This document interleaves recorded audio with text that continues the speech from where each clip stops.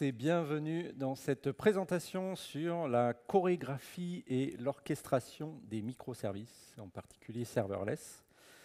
Chorégraphie, moi à chaque fois, ça me donne faim, ça me fait penser aux Oreos. En anglais, c'est chorégraphie, je ne sais pas trop pourquoi, mais ça n'a rien à voir avec danser avec des Oreos ou j'en sais rien. D'habitude, je fais cette présentation-là. Alors, j'ai laissé son nom sur le slide avec mon collègue Mete Atamel. On a créé un workshop. Et en fait, l'application que je vais vous montrer tout à l'heure, c'est basé sur ce workshop qu'on fait sur les technologies serverless de Google Cloud. Et donc, c'est un workshop qu'on a créé ensemble. L'appli, on l'a créé ensemble. Et vous verrez un petit peu plus tard où je fais la partie case study. Où je montre l'application qu'on a réécrite pour utiliser une approche avec une approche orchestrée. Mais je vais définir un petit peu tous ces termes-là. Donc la chorégraphie, donc ça n'a rien à voir avec les Oreos, on l'a déjà dit, ni avec la danse évidemment, ni avec cet autre chef d'orchestre. Mais ces termes ont été choisis quand même, je dirais à bon escient en tout cas, où la chorégraphie qu'on peut voir sur un ballet, le fonctionnement métier d'une application, émerge en fait du comportement comment dire, global de tous les acteurs, de tous les danseurs, danseuses sur une scène, alors que l'orchestration, alors même si le son qui vient de l'orchestre constitue la mélodie qui est jouée, mais c'est malgré tout quand même le chef d'orchestre qui va ordonner à tel moment aux flûtes de jouer, au violon, etc. Donc la métaphore est assez bonne, je trouve, pour ces deux termes, pour orchestrer des microservices ou pour que des microservices génèrent un fonctionnement métier dans un système plutôt orienté événement avec l'approche chorégraphique. Donc prenons un petit exemple simple d'un processus métier où on aurait...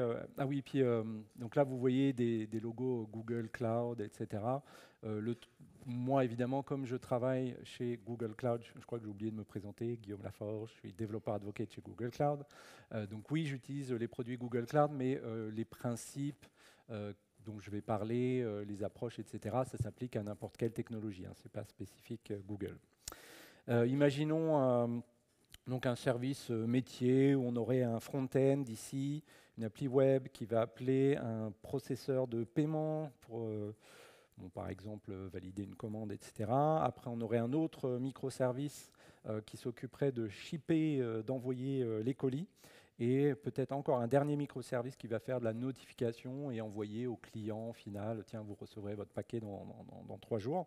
Donc on pourrait avoir un front-end qui appelle directement le processeur de paiement, qui lui appelle directement le service qui va faire l'envoi des commandes, et qui à son tour va appeler le système de notification. Pourquoi pas? Après, donc c'est une approche, bon, on peut imaginer qu'on fait du reste entre ces microservices, ça aurait pu être gRPC ou autre, ou SOAP, pourquoi pas, dans une époque lointaine. L'approche est intéressante parce que c'est déjà quand même mieux éventuellement qu'un monolithe, donc il peut y avoir différentes équipes qui s'occupent de différents microservices, etc. Donc là, on a quand même déjà bien séparé un petit peu les fonctionnalités en différents microservices. Et c'est aussi simple à implémenter dans le sens où là, on a juste un service qui appelle un autre service. Après, dans les inconvénients, on va voir que ici, il va y avoir un couplage un peu trop fort entre ces différents services. Chacun de ces services dans cette chaîne d'appel peut être je ne sais même pas comment dire en français, single point of failure. Donc s'il y en a un qui foire, et tout le processus métier va échouer également. Chaque service a aussi besoin de son propre système de gestion d'erreurs, de réessai, de time-out, etc. Et donc c'est au niveau où on appelle ces services, dans le service précédent, qu'on va devoir faire cette logique-là. Et du coup, qui s'assure que la transaction finale entière, elle a fonctionné ou pas?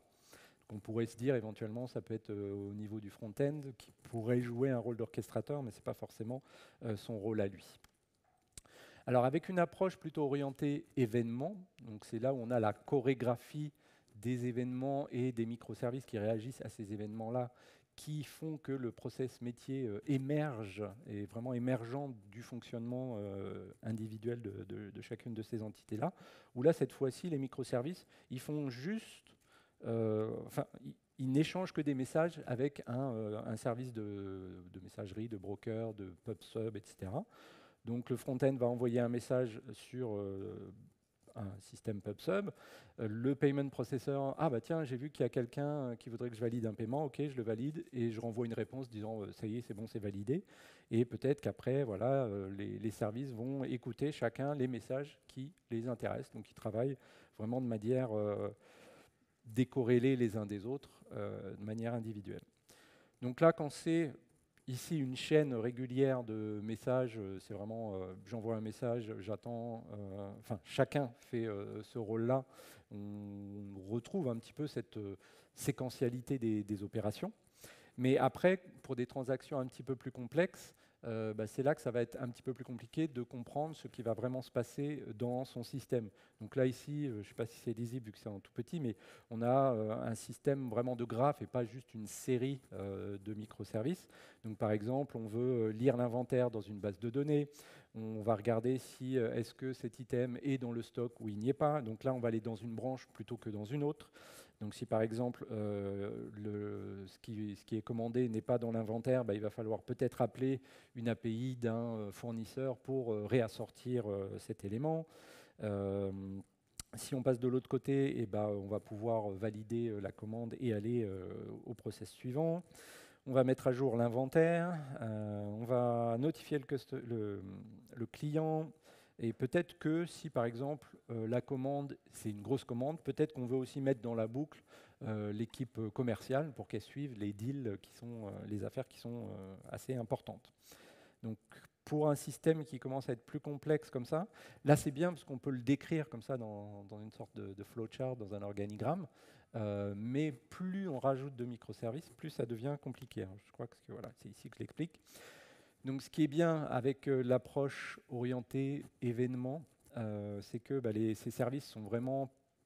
Il n'y a pas un couplage fort entre ces différents services. Chacun s'occupe de ce qu'il sait faire correctement. Les services peuvent être changés, scalés de manière indépendante, et de même pour les équipes qui travaillent sur ces services-là.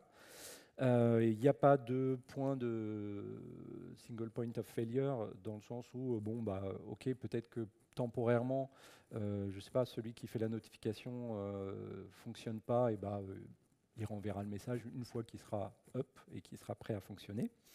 Les événements aussi, ce que j'aime bien avec l'approche événementielle, c'est que en fait, le système est facile à étendre, assez facile à étendre, dans le sens où peut-être qu'un nouveau service va consommer des messages qui existent déjà.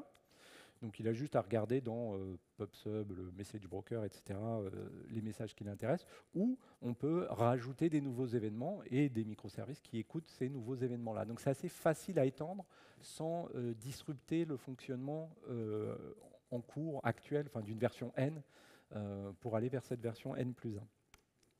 Après, dans les inconvénients, ça devient plus compliqué quand même de monitorer le système entier, dans le sens où nous, avec mon collègue, quand on avait fait cette application-là, que je vous montrerai tout à l'heure, on l'avait vécu aussi, c'est que quand on commence à avoir pas mal de microservices, mais même juste une dizaine, des fois, ça vient très rapidement, en fait, il y a des messages qui vont à droite à gauche, on va pouvoir peut-être suivre, ah tiens, dans les logs, je vois que celui-là, il a échoué, je ne sais pas ce qui s'est passé, mais après, pour recorréler et de bien comprendre que les logs de ce service-là, ça correspond à telle exécution, en fait, telle commande, ça devient un petit peu plus compliqué.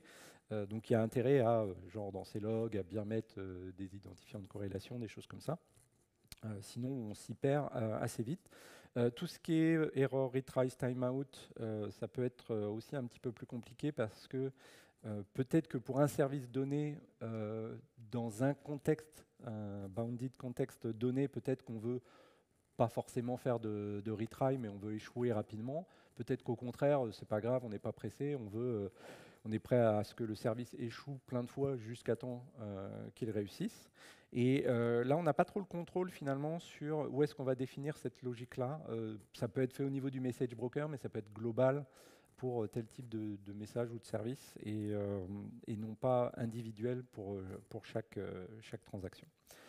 Donc le business flow, le process métier est pas forcément, enfin il n'est pas capturé de manière explicite dans le sens où là tout à l'heure j'avais un bel organigramme, un beau flowchart, mais en fait comme je disais tout à l'heure, le comportement du système c'est un comportement émergent dans le sens où il fonctionne parce que tel message est attrapé par un tel qui ensuite va faire autre chose, etc.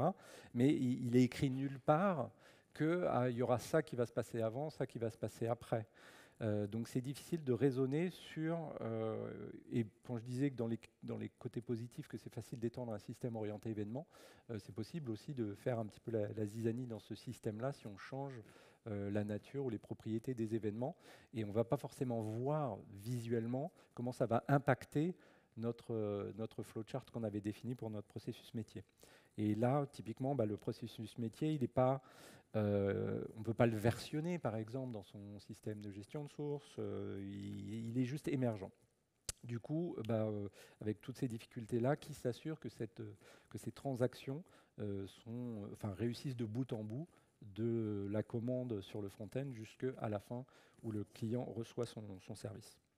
Avec l'approche orchestration, en fait, au contraire, on va avoir un orchestrateur, notre chef d'orchestre, qui lui va dire, alors bon, il y a quand même le front-end qui va envoyer, par exemple, sur un message broker, il n'y a pas de utiliser les deux approches, c'est très très bien, il n'y a pas de sushi. Pas de sushi.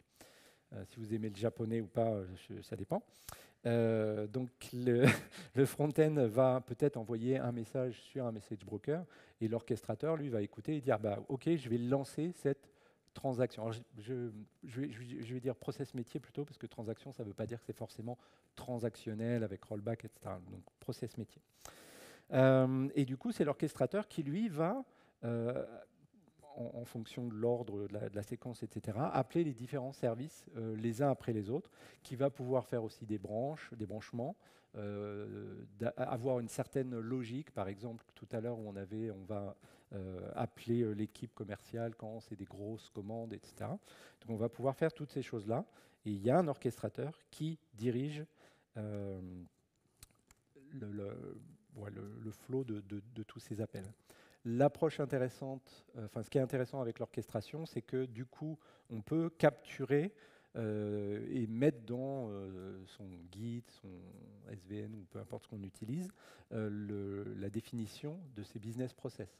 Donc on va pouvoir le décrire dans un fichier, peu importe le format, YAML ou autre, et le mettre dans ses sources et voir les différences, faire des diffs, comment il a évolué au cours du temps, ce genre de choses.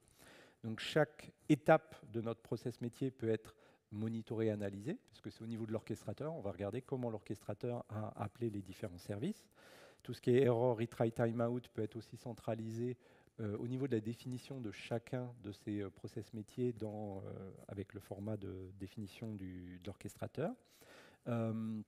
Plutôt que d'utiliser une approche orientée événement, on peut réutiliser les services REST qu'on avait un petit peu au départ dans les premiers exemples que j'évoquais, plutôt que des formats avec différents formats d'événements possibles. Et les services restent toujours indépendants les uns des autres, donc on garde cette indépendance. Dans les inconvénients, oui, un orchestrateur, ça veut dire que c'est un nouvel outil à mettre dans la boucle et donc dans la liste de tous les produits qu'on utilise. L'orchestrateur peut être aussi également un single point of failure. Forcément, si l'orchestrateur, lui, tombe, là, il n'y a rien du tout qui se passe. Après, moi, celui que j'utilise dans mon application que j'ai réécrite avec l'approche orchestrée, c'est Google Cloud Workflows. Donc, j'espère que le cloud provider derrière a un SLA, etc., et que le service sera up une majorité du temps. On perd peut-être un petit peu de cette flexibilité que je vous expliquais avec les événements. On rajoute des événements où un service écoute et s'abonne à des événements qui existent déjà. Tandis que là, c'est vrai qu'avec l'approche orchestrée, il va falloir retester, enfin, il faut tester dans les deux cas de toute façon, mais il va falloir s'assurer que la logique au travers de notre flowchart reste bien la même, même si on rajoute de nouvelles étapes, par exemple. Et après, dans les inconvénients, on peut aussi se demander, mais bon, ça reste une question valable aussi dans l'approche orientée événementielle, c'est-à-dire comment on peut faire aussi pour faire, si le process échoue à un moment donné dans ce workflow, comment on va faire des actions compensatoires pour rollbacker. Donc là, on se rapproche de la notion de transaction et de rollback. Donc ça reste quand même peut-être un challenge dans ces systèmes-là aussi. Donc chorégraphie ou orchestration, réponse de consultants ou d'informaticiens en général, ça dépend. La chorégraphie, ça reste toujours intéressante, par exemple quand les services ne sont pas proches les uns des autres, quand ils restent, je dirais, assez indépendants les uns des autres, ou qui peuvent exister par exemple dans différents contextes. Donc quand je dis contexte, c'est un peu dans le sens bounded context du domain-driven design. L'orchestration, c'est bien, je trouve, moi en tout cas en particulier, quand on est capable de décrire son processus métier avec notre flowchart de tout à l'heure. On peut vraiment raisonner facilement, si on a un flowchart, si on a bien compris son processus métier, on peut le transcrire dans un système orchestré. Voilà. On va passer au suivant. Et après, donc, comme je l'avais évoqué brièvement, ce n'est pas antinomique d'utiliser une approche orientée message et une approche orientée orchestrateur. Et au contraire, les deux sont complémentaires. Donc quand on a vraiment des bounded contexts, des ensembles de services qui vont faire une fonction plus globale, ceux-là, chacun peuvent être orchestrés, mais ça peut être avec un message broker qu'on va activer ou non tel ou tel processus métier. Rapidement, dans le paysage aujourd'hui, côté outils qui peuvent permettre de faire de l'orienté événement, de la chorégraphie, donc on a tout ce qui est bus de messages parmi les différents providers, donc Amazon, Azure, Google, il y en a pas mal. Côté open source, il y a aussi beaucoup de choses. Le plus connu et qu'on voit quand même le plus déployé aujourd'hui, c'est certainement Kafka. On entend pas mal parler de Pulsar aussi chez Apache, qui a l'air de pallier à certaines problématiques avec Kafka. Côté orchestration, c'est pareil. Les cloud providers ont tous une solution pour ça. Step Function chez AWS, Logic Apps chez Azure, etc. Côté Google, il y a aussi un autre outil de workflow, c'est Composer, qui lui est plus pour on va dire des workflows orientés données, plutôt des gros pipelines de données, etc. à traiter, à gérer. Et c'est basé aussi sur Apache Airflow, projet open source. Donc là, avec mon collègue, on avait fait un tableau qui comparait un petit peu les différentes solutions, qu'on essaie de le mettre à jour régulièrement. Je ne vais pas rentrer dans le détail. Donc, grosso modo, le fonctionnement est assez similaire et propose le même genre de fonctionnalités. Après, au niveau complétude, je dirais, Azure Logic Apps a une belle couverture. Après, je sais que vu que moi je travaille sur Workflows, donc la colonne de droite, on essaie de passer plus de cases au vert. Mais c'est intéressant de voir que voilà, tous ces systèmes se valent quand même pas mal et permettent, en tout cas quand on utilise le cloud, de créer des processus métiers assez facilement.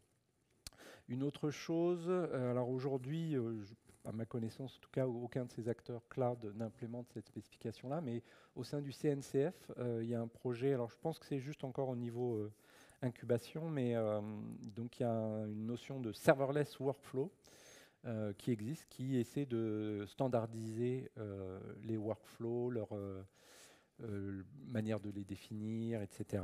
Et de proposer également, par exemple, des SDK pour différents langages pour pouvoir accéder, lancer des exécutions de ces workflows. C'est aussi basé sur je ne sais plus si je le mets après, non, sur deux spécifications. Cloud Events, qui est une spécification qui essaie de standardiser le format des événements qui sont échangés, et OpenAPI pour décrire les API, API REST des microservices qu'on utilise. Donc, voilà, faut que chacun de vos services puisse être décrit avec OpenAPI. Côté, moi je vais zoomer un petit peu sur Google Cloud Workflows. Donc Workflows, le produit en lui-même permet d'appeler, d'orchestrer tout un tas d'API, que ce soit vos services que vous déployez sur Google Cloud, que ce soit des API existantes chez Google, donc par exemple les API de machine learning, on peut les appeler à partir d'un workflow, ou tout autre API, service, etc., externe, tiers, qui peuvent être même chez d'autres cloud providers, sur votre plateforme à vous, votre cluster Kubernetes, etc. Ça permet d'orchestrer des appels à, bref, tout ce qui répond à du HTTP, grosso modo. L'exemple qu'on avait au début en intro, je ne sais pas si on voit le petit curseur. En fait, notre processus de paiement, il va se définir en différents steps. Et qu'est-ce qu'on propose D'ailleurs, tous les cloud providers utilisent YAML, je crois, pour définir, je ne sais plus, YAML ou JSON en tout cas, pour définir les processus métiers. Donc par exemple, pour ma première boîte, mon premier service, je vais dire, OK, je vais faire un HTTP post, passer des données en entrée. Après, je vais appeler le shipper, qui va appeler une autre URL, qui va aussi passer des données. Et du coup, on voit par exemple que ce service-là avait besoin en entrée du résultat du service précédent. Donc c'est là où on voit aussi où ils sont liés par les données. Et puis peut-être que voilà, le système de notification ici va aussi avoir besoin de l'adresse ou du numéro de téléphone qui est défini avec l'adresse que connaît le service pour shipper. Donc on a une notation YAML en tout cas pour définir ces processus-là. Là c'est juste des trois étapes consécutives, mais il y a d'autres, donc ça c'est le séquençage des étapes, mais on peut aussi faire d'autres choses, donc rajouter des pauses parce qu'on sait qu'il va y avoir un temps d'attente entre différents éléments, différentes étapes de ce process.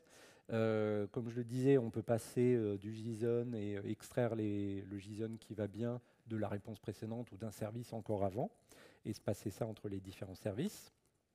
On a aussi la possibilité, du coup, c'est quand même intéressant de définir, donc quand je disais dans les avantages inconvénients, tout ce qui est retry, timeout, back-off, etc., on peut le définir finalement à chaque appel d'un service au sein d'un workflow. Donc peut-être que voilà, le shipper, le service d'envoi, dans un certain contexte, on veut soit qu'il échoue rapidement, qu'il nous dise qu'il y a eu un problème, ou au contraire, on n'est pas pressé et on est prêt à réessayer plein de fois un certain temps jusqu'à ce qu'il réussisse. Donc ça, on peut le faire de manière plus granulaire par process métier. Après, il y a tout ce qui est cas d'erreur. Donc si un appel d'un service, ça retourne 200, ok, tout va bien. Si ça retourne une erreur 400 ou 500, peut-être qu'on veut faire un branchement et aller dans une direction ou un autre. Donc dans un cas, on va appeler par exemple le support parce qu'il y a eu une erreur. Et sinon, si on a pu envoyer la commande, on va envoyer un SMS ou un email au client, comme quoi il va recevoir sa commande. Et du coup, on est capable d'appeler aussi des API externes. Peut-être que le fournisseur, ça va être certainement une API externe. On va appeler un fournisseur et son API pour faire le réapprovisionnement. On peut appeler des bases de données, etc. Et donc, il y a aussi tout l'aspect branchement. Si quelque chose, alors on va dans telle branche. Si, là, c'est un petit peu de la logique métier ici, de la logique programmative, je ne sais pas comment on dit, pour aller dans une branche ou dans un autre. Après, il y a d'autres fonctionnalités intéressantes, des sous-workflows pour faire des parties réutilisables dans un workflow, des connecteurs qui permettent de simplifier l'appel à certaines API internes, en tout cas de Google. On peut faire des boucles, on peut faire des callbacks. Ça, c'est très utile dès qu'on veut avoir, par exemple, une interaction humaine et on veut qu'il y ait un être humain peut-être qui va valider que quelque chose, je ne sais pas, moi j'ai fait une démo qui permet par exemple de faire penser à une appli de notes de frais. J'avais le mot expense report en tête. Une note de frais, à un moment, il y aura le manager qui va valider ou non la note de frais. Et vous pouvez dire, OK, là, je veux faire une pause, je veux attendre que le manager valide ou invalide la note de frais pour pouvoir continuer le processus et après lancer le remboursement, etc. Les callbacks, très, très utiles. Après, bon là c'est les quelques commandes que vous pouvez utiliser en ligne de commande pour gérer le workflow, créer un workflow, le déployer, l'exécuter, voir le résultat d'une exécution. Ça c'est en utilisant le SDK G-Cloud pour gérer tous les produits sur Google Cloud. Et on a une belle interface graphique assez riche qui nous donne, par exemple, donc il y a le YAML à gauche, mais à droite il y a aussi une visualisation des différents embranchements qu'il peut y avoir dans notre définition YAML. Et moi, ça m'a été utile parfois parce que j'avais des problèmes dans mes branchements et je regardais le graphique et je me disais mais pourquoi il y a cette espèce de boucle là? Et en fait, j'avais fait un peu n'importe quoi, j'ai fait une sorte de boucle infinie où je ne sais plus trop ce que j'avais fait. Et en voyant la structure du graphe, c'est là que j'avais vu que j'avais un trou dans la raquette dans ma logique métier. Donc voilà, il y a une interface graphique pour gérer le produit. Et là, je voulais vous parler d'une petite application qu'on avait fait avec mon collègue dans le workshop qui couvre les technologies serverless de Google. On avait créé une application qui permet en fait c'est juste une petite application de partage de photos, toute simple. Et on l'a réécrite après avec une approche orchestrée. Donc cette appli, c'est celle-ci. Et d'ailleurs, il y a aussi ce lien-là, si ça vous intéresse, pour recréer, suivre toutes les étapes pour créer cette application. Donc c'est le lien que j'ai mis là, il y a toutes les instructions pour créer l'appli et les liens aussi vers le code source qui est open source sur GitHub. Donc cette appli, si je vous la montre juste rapidement, je crois que je l'ai ici. Donc c'est une petite application, il y a une page d'accueil, une page avec les dernières photos qui ont été rajoutées avec un petit collage. C'est un service qui crée ce collage-là. On a une autre page où on va pouvoir rajouter des images. Donc je ne sais pas laquelle je vais mettre, je ne sais plus celle que je n'ai pas rajoutée, je ne sais plus si le bateau y était ou pas. Donc, je vais la soumettre. Et à la page d'accueil, donc c'est celle-ci, donc là le bateau ouais, il n'y était pas encore, donc il va apparaître. La page d'accueil, donc ça liste les dernières photos. Ça appelle aussi un service qui crée des miniatures des photos, et après je peux cliquer sur la grosse photo. Et on a aussi par exemple des libellés. En fait, c'est l'API de machine learning de Vision API qui permet d'analyser les photos, qui m'a donné ces libellés pour que je sois capable de savoir ce qu'il y a dans la photo. Et après, par exemple, faire des recherches par tag, des choses comme ça. Et là, normalement, si je recharge, voilà, tous les microservices, tout le workflow des microservices a appelé les différents services qui me permettent de faire ça et donc d'afficher la dernière photo que j'ai sélectionnée. Donc cette application-là, on l'avait fait de manière purement orientée événement et après, on l'a réécrite de manière plutôt orchestrée. Donc voilà l'architecture orientée événement. Donc l'utilisateur envoie une photo au travers de l'application front-end qui va stocker les images dans un cloud storage bucket où on store des blobs, etc. À partir de ce moment-là, en fait, ça va générer des événements. Tiens, il y a une nouvelle photo qui est arrivée dans notre bucket et ça va appeler le service, enfin, ça va notifier du coup le service qui crée les miniatures des photos. Ça va appeler le service qui va faire l'analyse des images et savoir quels sont les libellés, des choses qui sont reconnues dans les photos. Ça va appeler, ce service-là appelle la Vision API. Qu'est-ce qu'on a d'autre à des intervalles réguliers aussi, on vérifie s'il y a des nouvelles images et on va créer le collage des 4 dernières images. Qu'est-ce qu'on a d'autre? On a un autre service qui permet aussi de faire du nettoyage. Donc, par exemple, si on enlève une des grosses images, ça va aussi enlever la miniature. Il y a 2 buckets, un avec les miniatures, un avec les grosses images. Et aussi, je ne l'ai pas mentionné, mais il y a une base de données ici qui stocke toutes les métadonnées à propos de chaque photo. Donc ça, on a créé cette application-là. Vraiment de manière orientée événement, parce que toutes les flèches, grosso modo, en fait, c'est des événements qui vont à droite, à gauche. Alors parfois, c'est des requêtes. Là, par exemple, c'est pas un événement. Là, à partir du service de collage, je récupère des données. J'aurais peut-être dû mettre des couleurs différentes pour qu'on reconnaisse bien les événements.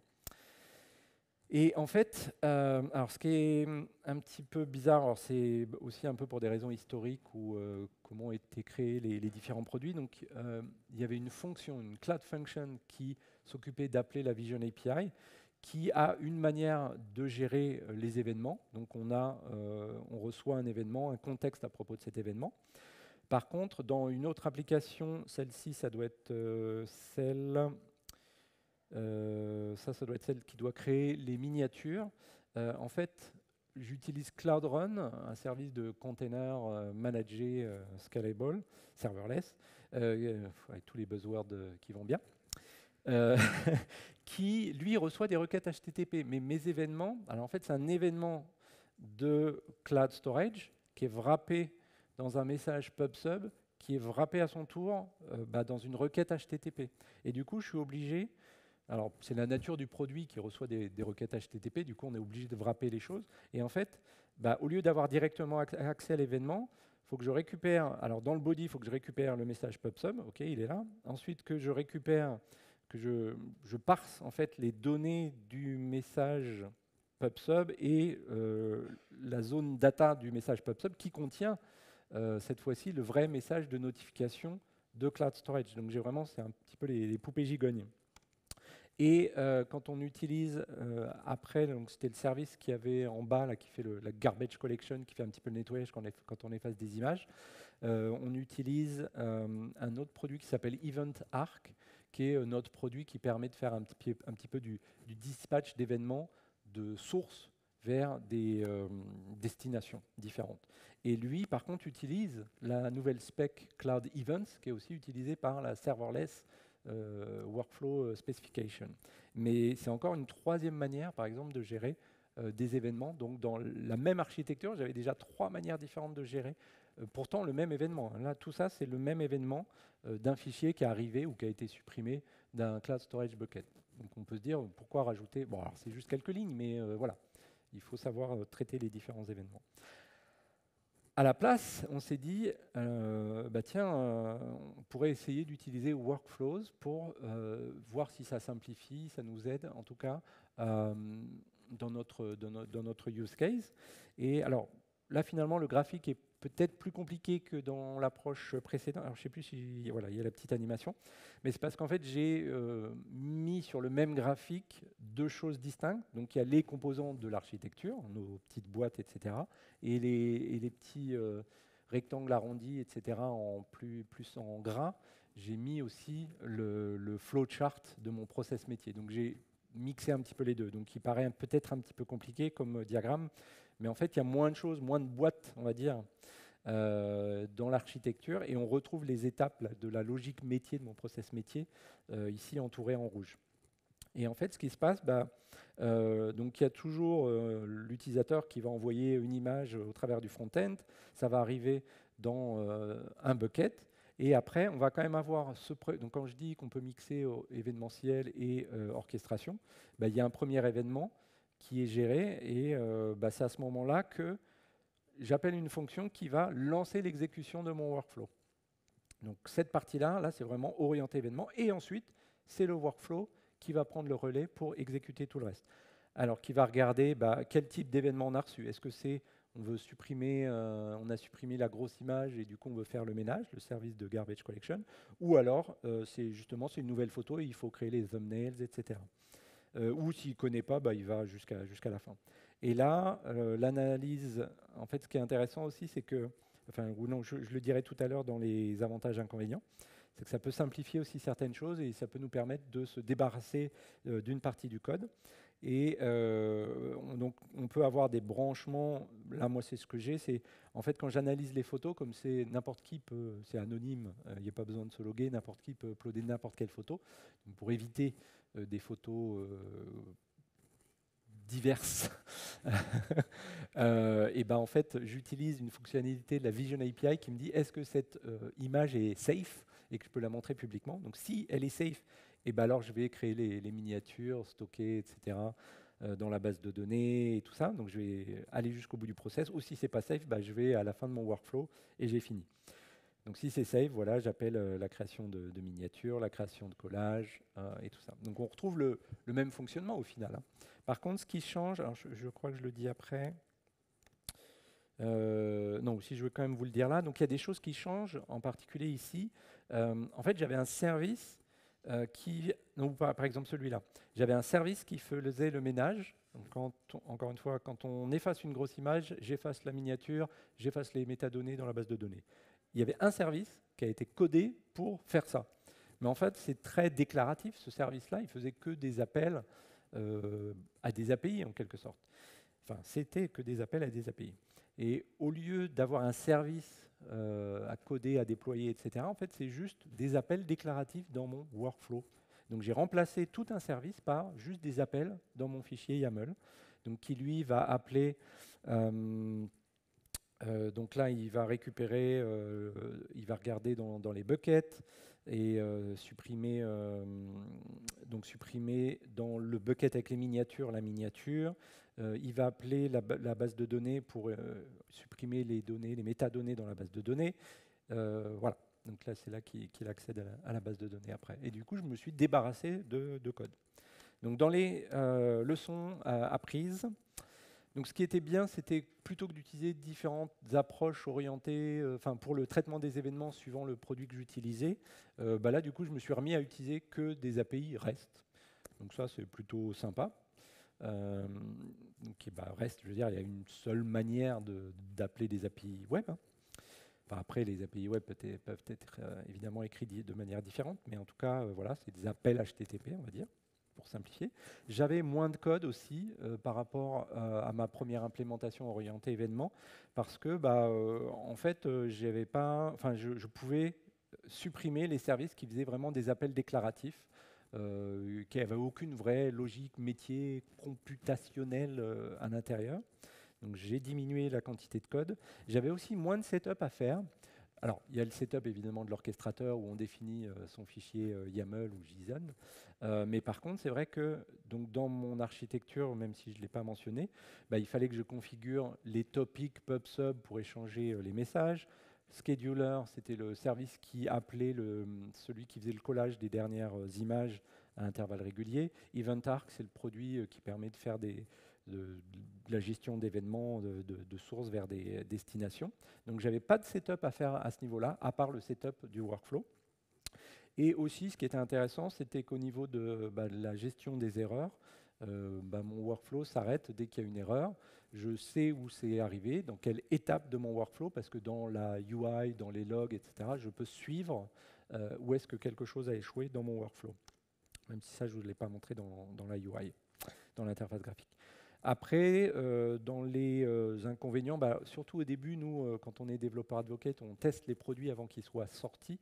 Donc des fois, ils sont un petit peu verts et il y a encore des améliorations à faire. Donc à l'époque où on avait fait cette nouvelle implémentation, il n'y avait pas encore beaucoup de docs et tout ça. Et c'était une petite courbe d'apprentissage pour apprendre n'importe quel nouvel outil. Donc ça s'est bien amélioré par la suite.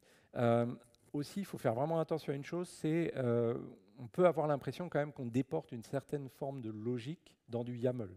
Et YAML, je suis désolé, mais ce n'est pas un langage de programmation. Donc, quand on utilise un orchestrateur, c'est vraiment de l'orchestration, mais ça ne se substitue pas à un langage de programmation. Donc, on ne va pas mettre des algorithmes de calcul ou je ne sais quoi dans un workflow. Le workflow va peut-être appeler un service qui va faire ce job-là. Après, tout ce qui est du routage, des règles métiers, disant, voilà, ma commande vaut plus que, je ne sais plus ce que j'avais mis comme chiffre, mais je sais pas, plus de 10 000 $ de commande. Là, il faut appeler notre équipe commerciale et la mettre dans la boucle. Ça, par exemple, oui, c'est une règle métier qui peut être mise dans la définition de notre process métier, dans le YAML. Mais voilà, on va dire que ça s'arrête à là, la logique programmatique que vous pouvez mettre dans un workflow. Sinon, après, comment vous allez tester de la logique qui serait dans un workflow? Ça peut être un petit peu compliqué. Donc, à tester, à débugger, etc. Niveau support aussi des IDE, donc le YAML est supporté, mais la syntaxe particulière du YAML ne l'est pas forcément. Alors, il y a un schéma JSON qui existe, mais bon, c'est quand même pas comme un langage de programmation. Après, éventuellement, on peut avoir une perte de parallélisme ou de la flexibilité qui est offerte par l'approche orientée événement. Par exemple, moi, c'est vrai que du coup, j'ai reséquentialisé certaines choses, alors que dans l'approche orientée événement, si vous vous rappelez, donc j'appelle le service qui fait des miniatures et j'appelle le service qui appelle l'API de machine learning pour analyser l'image. Et en fait, l'événement appelait ces deux, triggerer, déclencher ces deux services en même temps, alors que là, dans mon workflow, je le faisais de manière séquentielle. Mais ce qui n'est pas plus mal, c'est que, enfin en tout cas, vu comme je l'avais fait orienté événement, c'était que si l'image n'est pas safe, peut-être que ça ne sert à rien que je génère une miniature, vu que de toute façon, je ne vais pas la garder si l'image n'est pas safe. Donc on retrouve un petit peu une logique que je n'avais pas forcément codée dans l'approche orientée événement. Donc voilà des avantages, des inconvénients.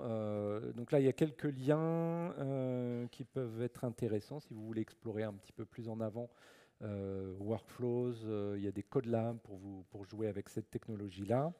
Quelques tips sur comment utiliser cet outil. Et puis, alors là, il n'y a pas l'URL de... je vais vous mettre là, ici, alors c'est tout petit du coup. Enfin, si vous allez sur GitHub et vous faites GitHub / je vais le mettre comme ça en gros, Google Cloud Platform / Serverless Photo Sharing Workshop, c'est là où vous verrez tout le code qu'on a écrit pour cette application, si vous voulez voir un petit peu plus. Eh bien, merci à tous pour votre attention et je serai ravi de répondre à des questions.